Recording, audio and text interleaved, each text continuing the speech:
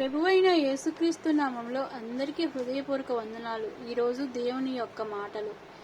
ఎందుకు ఇంతగా ఆలోచిస్తున్నావు, బాధపడుతున్నావు?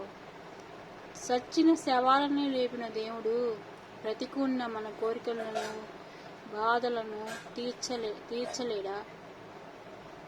నమ్మకంతో ఉండి ప్రార్థన చేయి. నువ్వు అడుగుతున్న వాటన్నిటికీ దేవుడు తప్పకుండా సమాధానం ఇస్తారు. ఆయనకు అసాధ్యమైనది ఏదీ లేదు. పరిస్థితులను మార్చగలిగే దేవుడు. యేసయ్య దగ్గర సమస్తము ఉన్నాయి. ఒక్కసారి అడిగి చూడు, అన్నీ పొందుకుంటావు.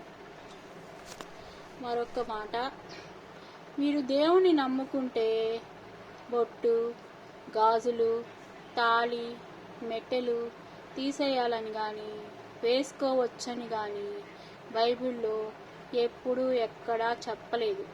అది వ్యక్తిగత సమర్పణ, వాళ్ళ ఇష్టం అంతే. మీలో ఉన్న పాపాన్ని ఒప్పుకోవాలి, మీ మనసును మార్చుకోవాలని మాత్రమే బైబిల్ చెప్తుంది. హెబ్రీలకు రాసిన పత్రిక 6:1.